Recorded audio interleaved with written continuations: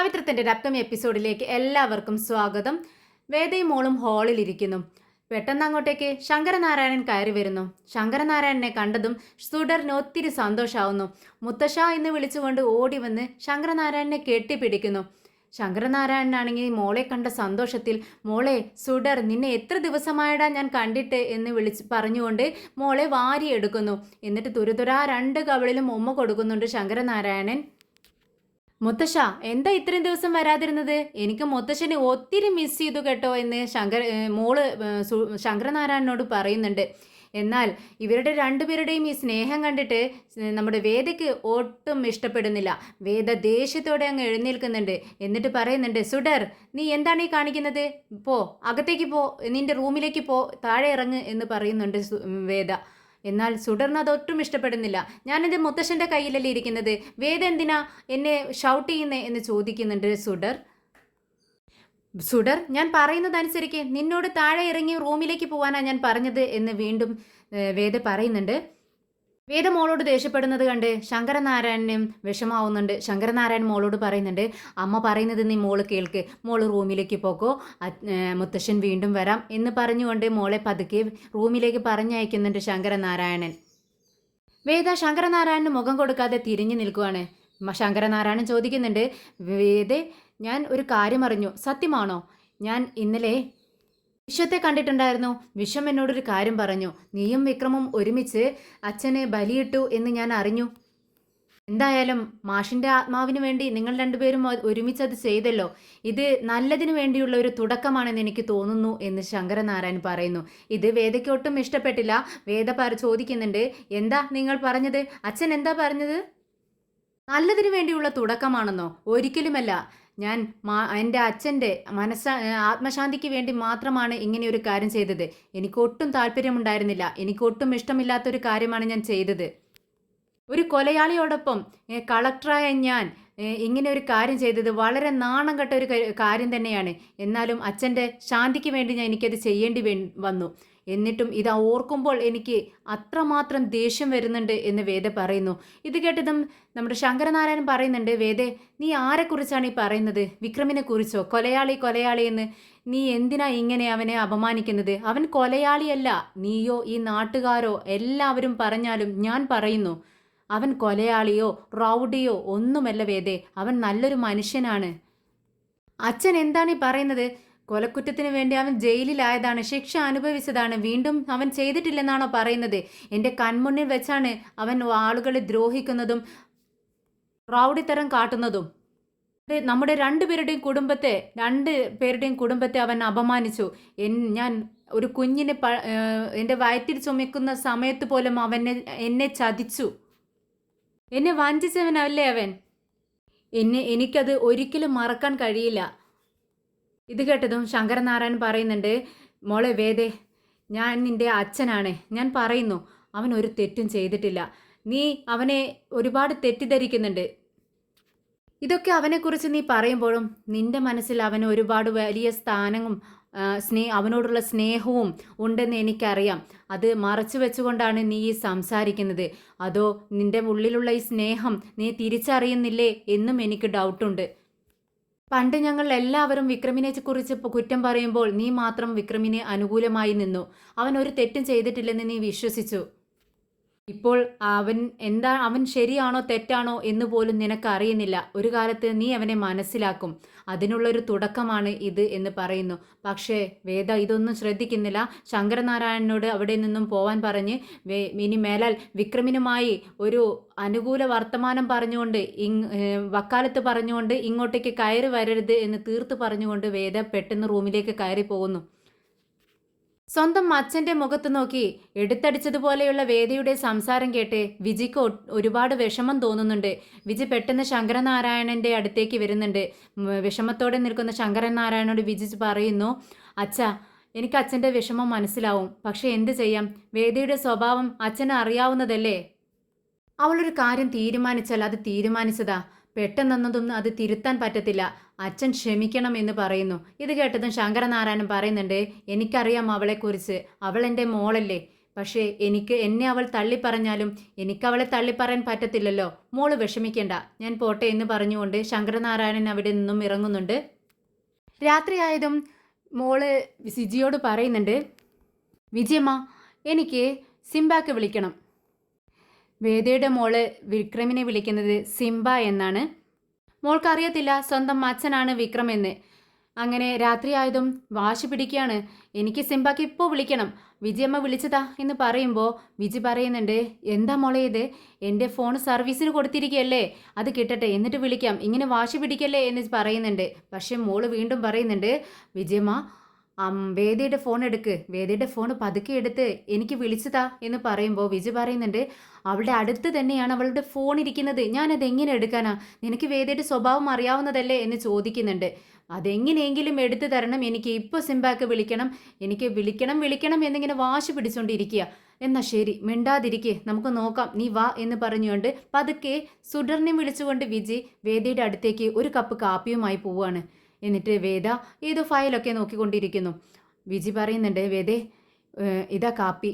ഇത് കേട്ടതും വേദ ചോദിക്കുന്നുണ്ട്, എന്താ വിജയേച്ചി ഈ നേരത്തൊക്കെ ഒരു കാപ്പി, ഞാൻ ചോദിച്ചില്ലല്ലോ. അല്ല, നീ ആകെ ടയേർഡായിരിക്കുമല്ലേ, ഫയലൊക്കെ നോക്കിയിരിക്കുമ്പോൾ നീ ആകെ ടയേർഡായിരിക്കും, അപ്പോൾ ഒരു കപ്പി ആ കാപ്പി എടുത്തു എന്ന് മാത്രമേ ഉള്ളൂ. അവിടെ വെച്ചേക്ക് ചേച്ചി എന്ന് പറയുന്നുണ്ട്. കാപ്പി അവിടെ വെക്കുന്നു. സുഡർ ഫോൺ എവിടെ ഇരിക്കുന്നു എന്ന് നോക്കുമ്പോൾ ഒരു ഫയലിൻ്റെ അടുത്തായി ഫോൺ ഇരിക്കുന്നത് കാണുന്നുണ്ട്. സുഡർ അത് എടുക്കണമെന്നിങ്ങനെ കണ്ണുകൊണ്ട് കാണിക്കുന്നു. പെട്ടെന്ന് അവിടെയുള്ള ഫയല് ശരിക്ക് വെക്കുന്നത് പോലെ, എന്താ നീ ഈ ഫയലൊക്കെ എങ്ങനെ വെച്ചിരിക്കുന്നത് എന്ന് പറഞ്ഞുകൊണ്ട് അഭിനയിച്ചുകൊണ്ട് വിജി പതുക്കെ ആ ഫോൺ അങ്ങെടുത്ത് സുഡറിൻ്റെ കയ്യിൽ കൊടുക്കുന്നു. അവരവിടെ തന്നെ നിൽക്കുന്നത് കണ്ട് വേദ ചോദിക്കുന്നുണ്ട്, എന്താ രണ്ടുപേർക്കും ഒരു കള്ളത്തരം മണക്കുന്നത് പോലെ തോന്നുന്നുണ്ടല്ലോ എന്ന് വേദ ചോദിക്കുന്നുണ്ട്. പക്ഷെ വിജി പറയുന്നുണ്ട്, ഏയ് ഒന്നുമില്ല, ഞങ്ങൾ വെറുതെ വന്നതാ. ഏയ് വെറുതെ ഒന്നും അല്ലല്ലോ, എനിക്കൊരു കാര്യം പറയാണ്ട് വേദയോട് എന്ന് സുഡർ പറയുന്നു. എന്താ പറഞ്ഞോ എന്ന് വേദ പറയുമ്പോൾ ഐ ലവ് യു അമ്മ എന്ന് പറയുന്നുണ്ട് സുഡർ. വേദ ചിരിക്കുന്നു. പതുക്കെ അവിടെ നിന്നും അവർ അങ്ങ് പോകുന്നുണ്ട്. അങ്ങനെ റൂമിൽ ചെന്നിരുന്ന് വിക്രമിനെ വിളിച്ചു കൊടുക്കുവാണ് വിജി. വിക്രം കോൾ അറ്റൻഡ് ചെയ്യുന്നുണ്ട്. ഹലോ എന്ന് പറഞ്ഞതും സുഡറിൻ്റെ സൗണ്ടാണ് വിക്രം കേൾക്കുന്നത്. സിംബ ഇത് ഞാനാ, സുഡർ ആണെന്ന് പറയുന്നു. ഇത് കേട്ടതും വിക്രമിന് ഒത്തിരി സന്തോഷമാവുന്നു. സുഡർ മോളെ നീയാണോ, ഇത് ഏതാ നമ്പർ, നീ ഈ നമ്പറിൽ നിന്നല്ലല്ലോ വിളിക്കാറ്, വേറെ നമ്പറിൽ നിന്നല്ലേ എന്ന് ചോദിക്കുന്നുണ്ട്. അത് വിജയമ്മയുടെ നമ്പറാ, ഇത് വേറൊരു ഫോണിൽ നിന്നാണ് ഞാൻ വിളിക്കുന്നത്, വിജയമ്മയുടെ ഫോണ് കേടുവന്നിരിക്കുക, അതുകൊണ്ടാ ഞാൻ ഈ ഫോണിൽ നിന്ന് വിളിക്കുന്നേ എന്ന് പറയുന്നുണ്ട് മോള്. ശരി, എന്തൊക്കെയുണ്ട് മോളുടെ വിശേഷം എന്ന് ചോദിക്കുന്നു. അത് എനിക്ക് സിംബായെ കാണാൻ തോന്നി. ആണോ, എന്നെ കാണാൻ തോന്നിയോ, എന്താ വിശേഷിച്ച്, എന്താ നീ എങ്ങനെയാ കണ്ടത് എന്നൊക്കെ ചോദിക്കുകയാണ് വിക്രം. അപ്പോൾ മോള് പറയുന്നുണ്ട്, അത് ഞാൻ വെറുതെ ആകാശത്തേക്ക് നോക്കിയപ്പോൾ അവിടെ ഒരു നക്ഷത്രം കണ്ടു, അപ്പോൾ ആ നക്ഷത്രം പോലെ നക്ഷത്രത്തിനുള്ളിൽ സിംബ നിൽക്കുന്നത് പോലെ എനിക്ക് തോന്നി. പിന്നെ വിക്രമും പറയുന്നുണ്ട്, എനിക്ക് അതിനേക്കാൾ ഇഷ്ടമാണ് എൻ്റെ സുഡർ മോളെ എന്ന് പറയുന്നു. അതെന്താ അങ്ങനെ, അതെന്തുകൊണ്ടാണെന്ന് ഒരു ഡൗട്ട് ചോദിക്കുകയാണ് സുഡർ. പക്ഷേ വിക്രമിന് അതിന് മറുപടി പറയാൻ കഴിയുന്നില്ല. അത് എന്തുകൊണ്ടാണെന്ന് എനിക്കറിയില്ല മോളെ, അത് അങ്ങനെയാണ്. പിന്നെ അതിന് പിറകിലൊരു കഥയുണ്ട്, അത് ഇപ്പോൾ പറയാൻ പറ്റത്തില്ല എന്ന് പറഞ്ഞുകൊണ്ട് വിക്രമിൻ്റെ കണ്ണിൽ നിന്നും ഇങ്ങനെ കണ്ണുനീര് വരുന്നുണ്ട്. വിക്രമിന് സങ്കടം വന്ന വിവരം നമ്മുടെ സുഡറിന് വിക്രമിൻ്റെ സൗണ്ടിൽ നിന്നും മനസ്സിലാവുന്നുണ്ട്. ഉടനെ സുഡർ ചോദിക്കുന്നുണ്ട്, എന്തിനാ സിംബ സങ്കടപ്പെടുന്നത്, സങ്കടപ്പെടണ്ട കേട്ടോ, ഞാൻ നാളെ വന്ന് സിംബാൻ്റെ കണ്ണുനീര് തുടച്ചു തരാട്ടോ എന്ന് പറയാണ്. അത് കേട്ടതും ഒത്തിരി സന്തോഷമാവുന്നുണ്ട് വിക്രമിന്. വിക്രം പറയുന്നുണ്ട്, ഇല്ല, ഞാൻ തന്നെ കണ്ണ് തുടച്ചോളാം, എൻ്റെ കണ്ണ് തുടയ്ക്കാൻ എന്നോടൊപ്പം കുറച്ച് വർഷങ്ങൾക്ക് മുൻപ് ഒരാളുണ്ടായിരുന്നു, എൻ്റെ മരണം വരെ ആൾ എന്നോടൊപ്പം എൻ്റെ കണ്ണുനീര് തുടയ്ക്കാനും എൻ്റെ സന്തോഷത്തിൽ പങ്കുചേരാനും എന്നോടൊപ്പം ഉണ്ടാവുമെന്ന് ഞാൻ വിചാരിച്ചു. പക്ഷേ ആൾ പകുതി വെച്ച് എന്നിൽ നിന്നും അകന്നുപോയി, അതുകൊണ്ട് ഇപ്പോൾ ഞാൻ തനിച്ചാണെന്ന് വിക്രം പറയുന്നുണ്ട്. തനിച്ചല്ല, ഞാനുമുണ്ട് എന്ന് സുഡർ പറയുന്നു. അതെനിക്കറിയാം, എൻ്റെ മോളാണ് എനിക്കിപ്പോൾ എൻ്റെ ഏറ്റവും വലിയ സന്തോഷം, എൻ്റെ സമാധാനം, എൻ്റെ ജീവിതം എന്നൊക്കെ വിക്രം പറയുന്നുണ്ട്. പെട്ടെന്നാണ് ഇവർ ഫോണിലൂടെ സംസാരിച്ചു കൊണ്ടിരിക്കുമ്പോൾ വേദ തൻ്റെ ഫോൺ തിരഞ്ഞുകൊണ്ടിരിക്കുകയാണ്. റൂമിലെല്ലാം തിരയുന്നുണ്ട്. കിച്ചണിൽ വന്ന് വിജിയെ നോക്കുന്നുണ്ട്. കിച്ചണിൽ വിജിയെ കാണുന്നില്ല. അവിടെ ഹാളിലും സെറ്റിയിലും എല്ലാം നോക്കുന്നുണ്ട്. അപ്പോഴാണ് വിജി തിരഞ്ഞുകൊണ്ട് വരുന്ന വേദയെ കാണുന്നത്. പെട്ടെന്ന് മോളോട് വിജി മോളെ അതാ വേദ എന്ന് പറഞ്ഞ് രണ്ടുപേരും വേദയുടെ ഫോണിലൊരു വീഡിയോ കാണുന്നതായി ഇരുന്ന് അഭിനയിക്കുകയാണ്. പെട്ടെന്ന് വേദ ഫോൺ അങ്ങ് എടുത്ത് വലിച്ചു വാങ്ങുന്നുണ്ട്. എന്നിട്ട് പറയുന്നുണ്ട്, അത് ശരി, എനിക്കറിയാമായിരുന്നു ഈ ഫോൺ ഇവിടെ തന്നെ കാണുമെന്ന്. സുഡർ, ഞാൻ നിന്നോട് പറഞ്ഞിട്ടില്ലേ ദിവസം 1 അവർ മാത്രമേ ഫോൺ കാണാവൂ എന്ന്. ഇതിപ്പോൾ എത്ര നേരമായി? ശരി, ഇത്രയും നേരം ഫോൺ കണ്ടില്ലേ?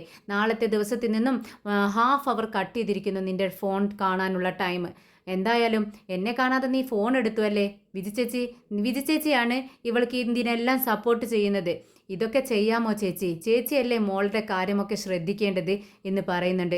എന്നാൽ അപ്പുറത്തെ സൈഡിൽ നിന്നും വിക്രം കോള് കട്ടാവാത്തത് കൊണ്ട് തന്നെ ഹലോ ഹലോ സുഡർ എന്നിങ്ങനെ വിളിക്കുന്നുണ്ട്. പക്ഷേ ഇപ്പുറത്ത് നിന്നും ഒരു പ്രതികരണവും ഇല്ലാത്തത് കൊണ്ട് തന്നെ കോള് കട്ട് ചെയ്യാണ് വിക്രം. ഫോൺ മേടിച്ചുകൊണ്ട് സുഡറിൻ്റെ കയ്യിൽ നിന്നും ഫോൺ മേടിച്ച് വേദ അങ്ങ് റൂമിലേക്ക് പോകുന്നുണ്ട്. അങ്ങനെ ടെൻഷനായി നിൽക്കുന്ന വിക്രമിൻ്റെ അടുത്തേക്ക് കൺമണി വരുന്നുണ്ട്. കൺമണി ചോദിക്കുന്നുണ്ട്, എന്താ വിക്രം നീ ഇങ്ങനെ ടെൻഷൻ അടിച്ച് നിൽക്കുന്നത്? അത് ഞാൻ സുഡറിനോട് സംസാരിച്ചുകൊണ്ടിരിക്കുകയായിരുന്നു, പെട്ടെന്ന് കോൾ അങ്ങ് കട്ടായി. പിന്നെ ആ ഫോണിൽ നിന്നല്ല അവൾ വിളിച്ചത്, വേറൊരു ഫോണിൽ നിന്നാ. പെട്ടെന്ന് കൺമണി പറയുന്നുണ്ട്, അത് ശരി, അതിനെന്താ കുഴപ്പം? കോള് കട്ടായെങ്കിൽ നീ ആ ഫോണിലേക്ക് ആ നമ്പറിലേക്ക് ഒന്ന് തിരിച്ചു വിളിച്ചു നോക്ക്, അത്രയല്ലേ പ്രശ്നമുള്ളൂ. അതിനിങ്ങനെ ടെൻഷൻ അടിച്ച് നിൽക്കേണ്ട കാര്യം എന്താണെന്ന് ചോദിക്കുന്നുണ്ട്. ഉടനെ വിക്രം പറയുന്നുണ്ട്, അത് മോശമല്ലേ, സാധാരണ അവളുടെ അമ്മയുടെ നമ്പറിൽ നിന്നാണ് വിളിക്കാറ്. ഇന്ന് അവളുടെ ആ നമ്പറിൽ നിന്നല്ല വിളിച്ചിരിക്കുന്നത്, വേറെ ആരുടെയോ നമ്പറാണ്.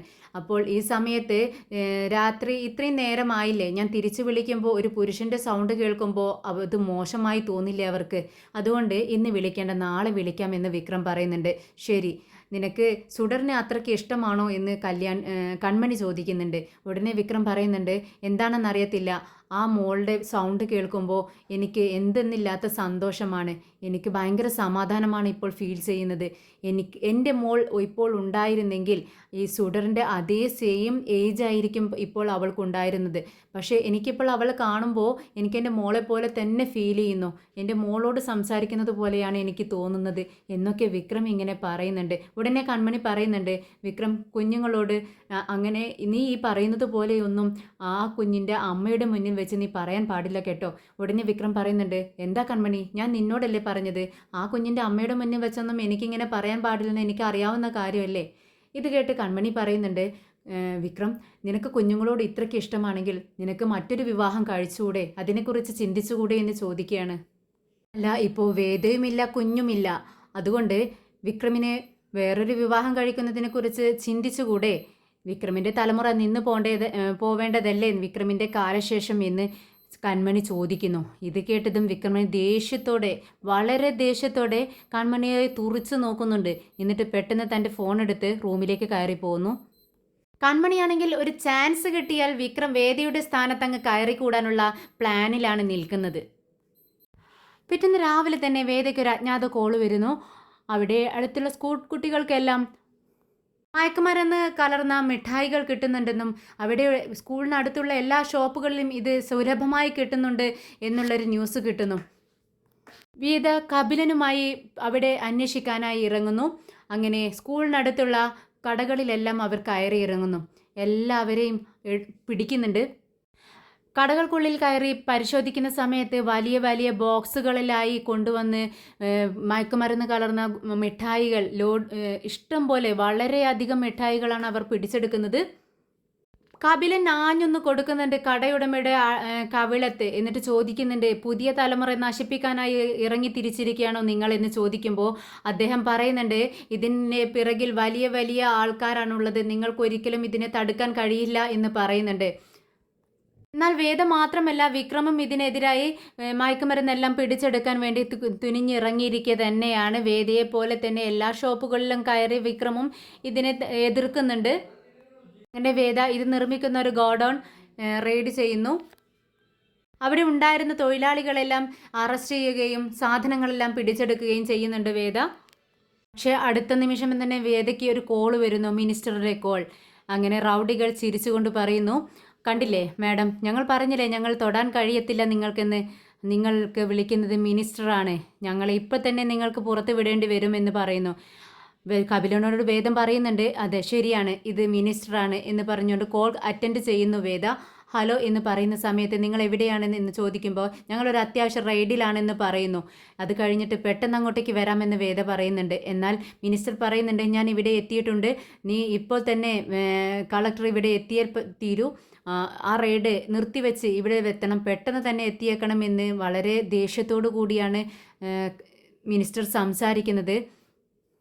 അങ്ങനെ കപിലനോട് വേദ പറയുന്നുണ്ട്, കപിലൻ നമുക്ക് പെട്ടെന്ന് തന്നെ മിനിസ്റ്ററുടെ അടുത്തേക്ക് എത്തണം വാ എന്ന് പറയുമ്പോൾ പരിഹസിച്ച് ചിരിക്കുകയാണ് വേദയെ ഗുണ്ടകൾ. അവർ പറയുന്നുണ്ട്, ഞങ്ങൾ പറഞ്ഞതല്ലേ മാഡം ഞങ്ങളെ തൊട്ട് കളിക്കരുതെന്ന്, ഇപ്പോൾ കണ്ടില്ലേ ഞങ്ങൾ ഒന്നും ചെയ്യാൻ പറ്റത്തില്ല, ഇതിന് പിറകിൽ വലിയ വലിയ ആൾക്കാരാണുള്ളത്,